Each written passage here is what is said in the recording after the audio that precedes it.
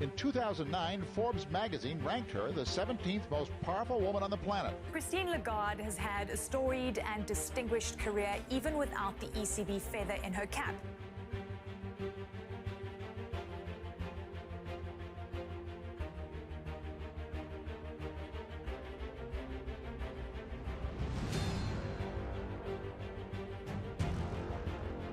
There are dark clouds over Europe, and there is huge uncertainty in the United States. It's unlike anything else that we've seen before. Whenever the situation is really, really bad, you call in the woman. And the woman did a great job.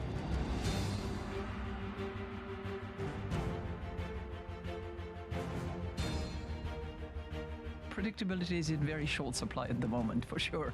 And I don't think that I have ever mentioned the word uncertainty as many times as I have in the last few weeks.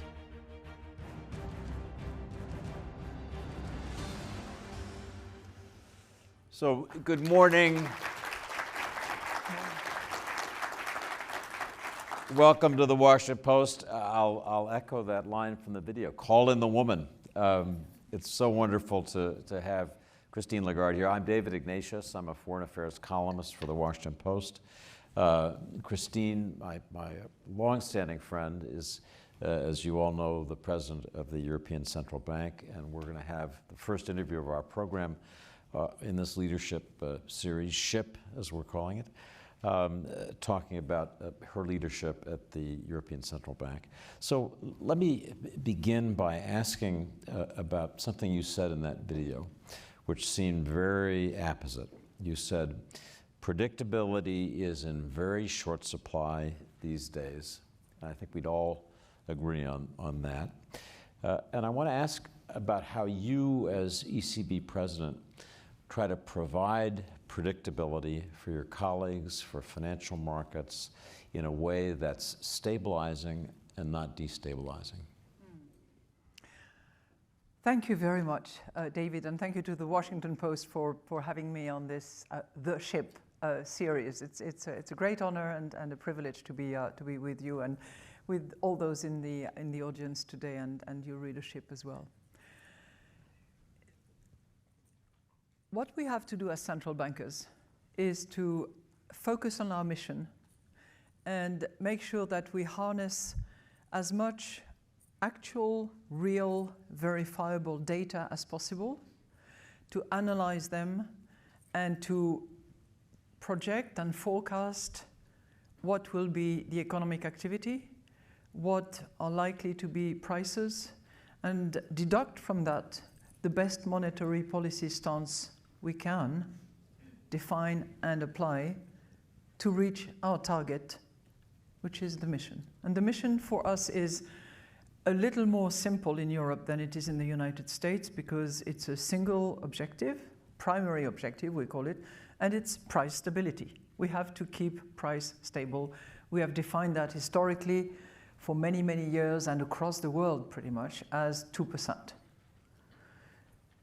The second aspect of that predictability in this world, which is very uncertain and which has a lot of unpredictability about it, is to be as transparent and as clear as possible about what we do, what facts we look at, what models we operate, what analysis we conduct.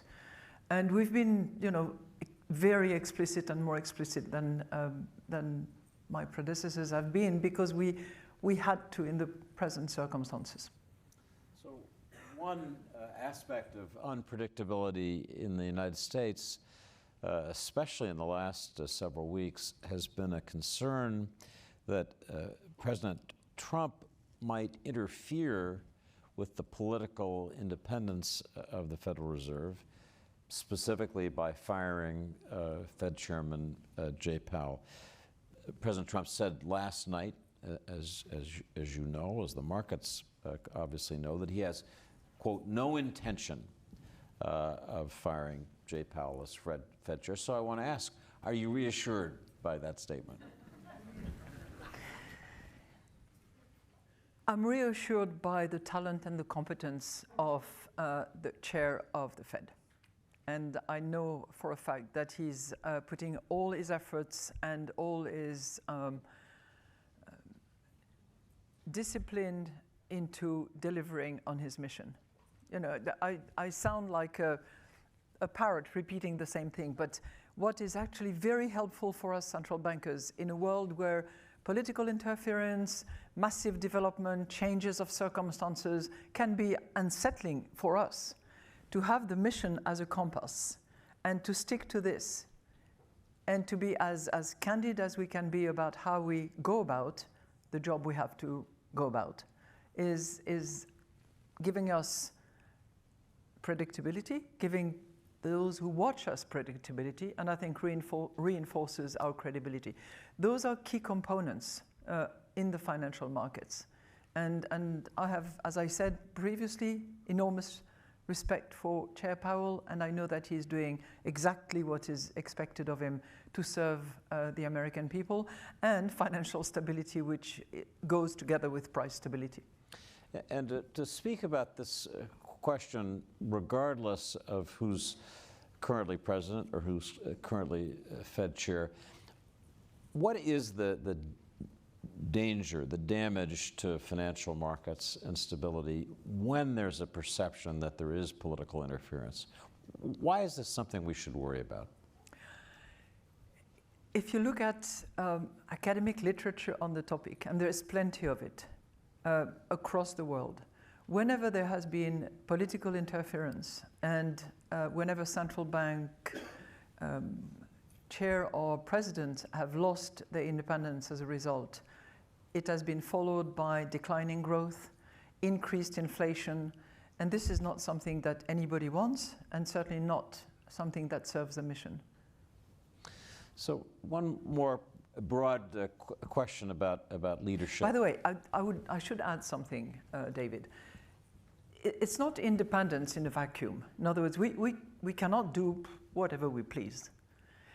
We have to be riveted to the mission, and we have to be accountable. And if I look at my situation, every quarter I have to go before the European Parliament, explain what we are doing, what we are seeing, what we are planning on doing, and that's the accountability that is necessary, and that is the counterpart of the independence. So, as I say, one more broad question about leadership.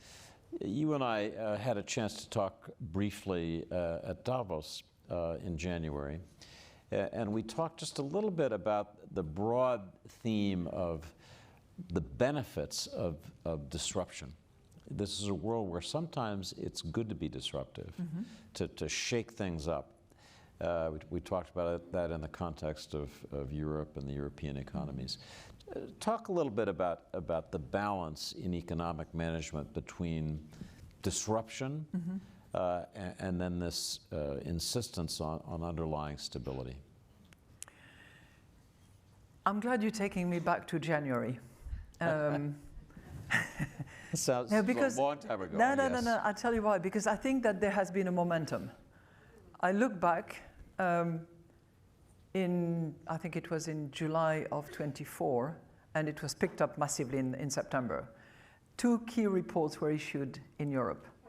The Letta report, the Draghi report, two former prime ministers of Italy. And both of them were groundbreaking in their recommendations. The first one, Letta, looked at the internal market, which is supposed to be a common market of Europe, and he identified all the obstacle, all the ordeals, all the constraints, all the unnecessary bureaucracy that actually cripples the energy and the chemistry that creates value in Europe. The second one identified what should be reformed, improved, changed, and simplified in order to let out the productivity that we are so behind on relative to the US. So two key reports, the fall of 2024. January, the elections, and a number of statements and a number of pre-positioning or policy announcements that came as, apologies for the language, but a kick in the butt for the Europeans. And suddenly it was a question of, oh, we cannot stand still and just do business as usual. There's a lot more than we have to do. And we had the benefit of those two reports. And I think that those two combined create now what I call a moment for Europe. So that momentum is now sort of like a catalyst of a European moment. And when I look back at the many crises that I've gone through, I wouldn't go back to the Treaty of Rome. It's a bit too young for that. But anytime we had a significant crisis, close to being existential, as I said to another very good newspaper in Davos, whenever that happened, we pulled our socks, got on with it, and came up with innovative solutions, real breakthrough relative to the with the conventional way of conducting the European business. Let me give you the example of COVID. COVID suddenly leads the European members, 27 countries, to jointly, together, go to the market and borrow 1 trillion euros to respond to the crisis, to be jointly and severally liable for the reimbursement of that debt, and to allocate the proceeds to the most affected countries. So not in any kind of equal way based on a per capita key or any kind of particular device. And that in the form of loans and grants. If I had been told 6 months before that Europe would come up with something like that, I would have said, no way. No way. And yet it happened. Mm-hmm. So this is a bit of the miracle of Europe. You despair of it. You find it a series of borrowing democracies, to borrow from Valdis Dombrovskis, who used that comment precisely this morning. And then suddenly, the energy, the determination, the resilience come together and deliver something new. I think we are in another one of those moments. So, not to be irreverent or provocative. No, please be. Okay. Okay. I remember saying to you as we were standing on the street waiting to get into the conference hall that I kept hearing from European business leaders the phrase MEGA, meaning make Europe great again. Mm-hmm. And people said we're overtaxed, we're overregulated, there's something in this idea that we need a shakeup. Mm. And if I hear you right, putting the mega business aside, you don't disagree with that? I don't disagree with that because I'm seeing the premises of this thing actually happening.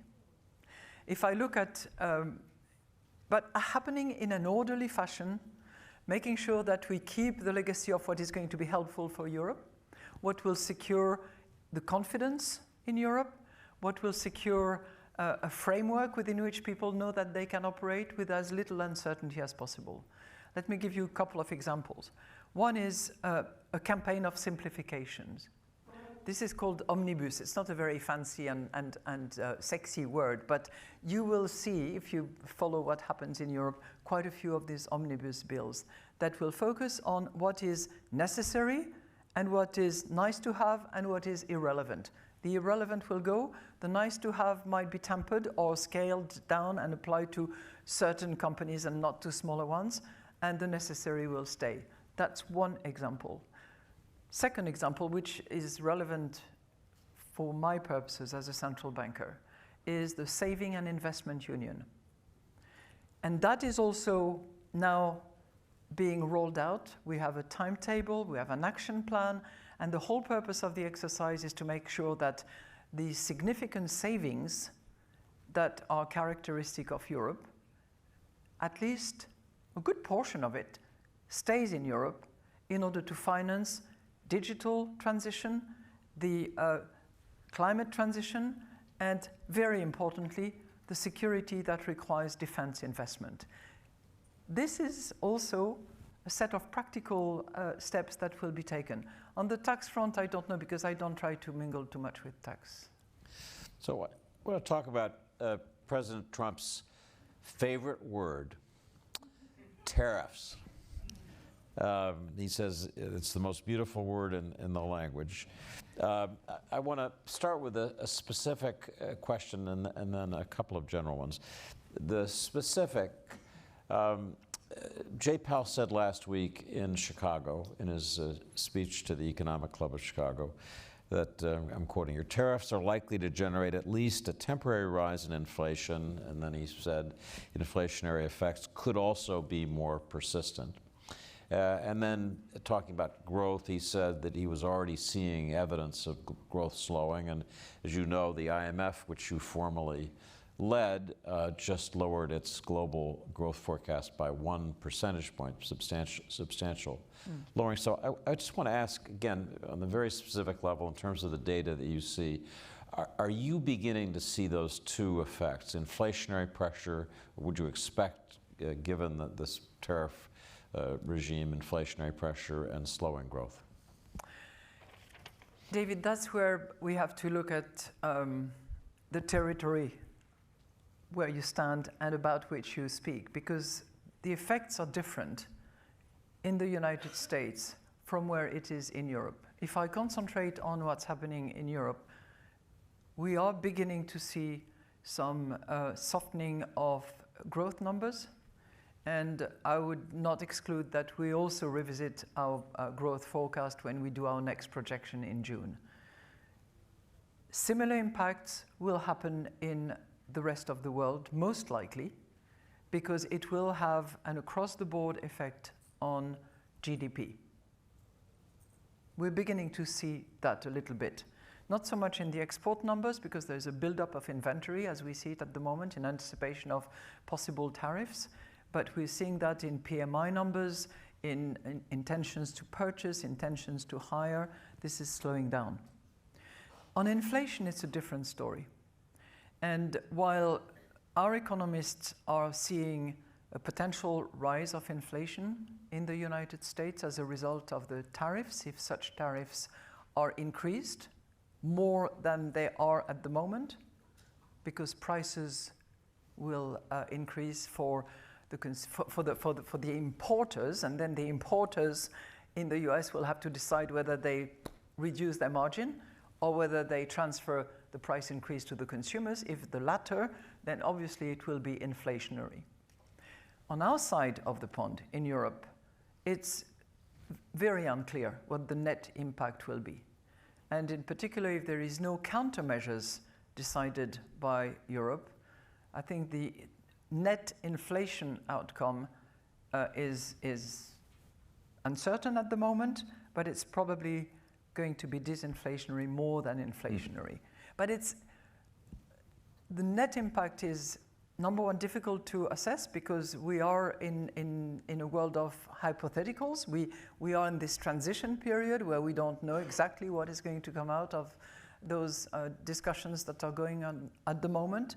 And we also have to be careful about the time frame within which we assess the situation. There's the short term, and then there is something that happens in the longer term when you take into account potential rerouting of products. Assume for a second that the tariffs remain very high between the United States and China. China will have overcapacity, will want to reroute its exports somewhere, possibly to Europe. That would have a dampening impact on prices. There will be some very strong fiscal measures taken by the Europeans. If you look at what Germany is going to do on the fiscal front by investing in this infrastructure long-term plan, as well as beefing up significantly the investment in defense, that will weigh on the other side of the balance and will have a more inflationary impact. So it's a balancing act. It's one where you have to take a short and a longer term view, and where the net impact is uncertain as far as Europe is concerned. That's fascinating, not least because that is different from the United States, the disinflationary aspect which of what is why you're facing. central bankers come to different conclusions. Yep. So a general question based on what you see, what you hear, what we're all picking up. Do you think that this trade war is escalating or de-escalating? I think we are in a transition period. I'll give you a few numbers because I think it's helpful. If I look at Europe, we are currently at an average tariff with the United States, which is about 1.6% on goods only. Currently, with the 10% tariff, which applies, and with the 25% on cars and cars parts, and the 20% on aluminium and steel, we have an average tariff of 13.5. So there is already an impact which is significantly higher than what we have had in the past. Where that will go will depend, in my view, of a set of negotiations, the most important of which will probably be the negotiation between the United States and China. You look at the tariffs on China, 146%. China's tariff on the United States, 125%. This is monumental. And as Scott Bessent says, Secretary Bessent said yesterday, it's not sustainable, which to me indicates that that will be the prime negotiation that will come about. And Secretary Bessent is ultimately in charge of, I hope, leading those negotiations. And a central point that I take from what you just said is that a negotiation between the United States and China is ahead. We're not on a ever ascending escalator that based on what you see, we're heading toward a negotiation. Yes. So I want to step back. I could ask you questions about the particulars of the global economy for much of the rest of the day, and I'd be happy, but I wouldn't do justice to the scope of our program. So I want to just ask you some broad questions about leadership. So one question that I love to ask people, if you were to write a letter to your successor as ECB president and put it in his or her desk drawer.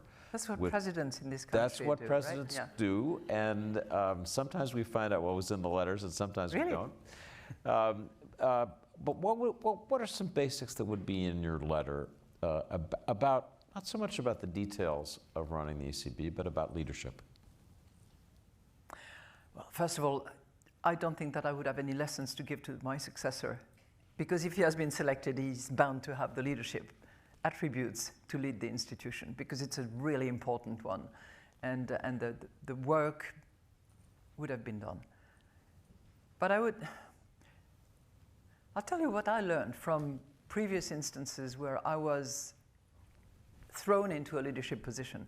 One is I stand by what I said, which is that, you know, when the situation is dire and everybody shies away from taking responsibilities, then that's when a woman rises. I have seen it all the time, all the time. And at that point, what we have to do, I mean, we as women, and that's how I felt, is at that time, just go for it, grab it, because it can't get worse. You can only improve it. But what I learned when, you know, coming in those situations, which has been most of my life, is two key principles and then three attributes which I have found useful. Two key principles. First of all, have a deep look at finance, audit, and make sure you have a solid financial basis on which to lead. And if not, clean it up before you start doing anything. It's pretty basic, but we tend sometimes to forget it. And I'd say the second thing, again, apologies for the bad language. Make sure that you get the bastards out quickly. And sometimes there are not many. There's one, couple of them, but do it right away, because it establishes your leadership in the sense that if people talk behind the institution's back, if people abuse the system, if people are not correct and true to the principles of the institution, they should go. And the three, in my view, well, what has been helpful to me and what I think I have regarded highly in my leadership position is, number one, you need a team. And truth be told, I see in this room some of my former team members, and I'm delighted to see them here. So a team. Number two, the energy. Number three, confidence. If you can cultivate these three ingredients, make sure that you have a team with you and that you encourage them, you push them forward. It's not about you, it's about the team. Number two, just cultivate the energy that is going to be needed in any leadership position, whether in sports or whether in business or whether in institutional capacity. And the confidence that you need to have in yourself, and that, more importantly, you need to inspire in others who work with you. If you bring these three together, you can thrive and steer the ship. And steer the ship. I do want to come back to your comment and the comment that Trevor Noah made in the introductory video, Call in the Women. This is, when you look around the world, this is an era of great women leaders. Mm-hmm. It's just a fact. And yet. No. Well, there's an and yet. No, I wasn't going to ask the and yet. I was going to ask the why. So what is it that these great women leaders understand that gives them a special advantage, especially in times of crisis? Explain that. I don't personally have the answer, but I know that there have been studies, and I've read those studies, that tend to show that in times of crisis, women have a capacity to inspire confidence, show empathy, and be better leaders through the crisis than men were or could have been. COVID was a case of very deep studies of how women lead in those circumstances compared with how men lead. So, I think there is a little man sleeping in every woman and a little woman sleeping in every man. It's just a question of letting that come out. That's well said. So, one more question about Christine Lagarde and leadership. A little-known Christine Lagarde fact is that you were a champion synchronized swimmer. Mm-hmm. And you were a member of the French national team. We're going to have a great coach and a great sports writer on in a few minutes talking about sports. But I want to ask you what that experience as a serious athlete in a particularly precise sport taught you about yourself, but also about what you said earlier, working together as a team, about the success that athletes achieve when they're doing their great work that you could carry into other aspects of life. I'm glad you associated that with work, because it is very much about hard work. Synchronized swimming is a beautiful sport. I could talk for hours about it, but it's a sport that requires a lot of control, a lot of teamwork, the ability to hold your breath and smile at the same time, to be underwater for a while and pop out in glory and still with a smile on your face.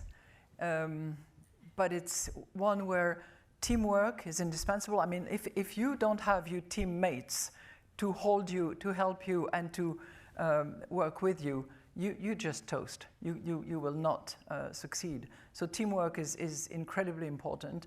Hard work, as I said, and nothing gets done without this hard work and team spirit. It applies to sports, it applies to life in general. So, ladies and gentlemen, Christine Lagarde, a great leader.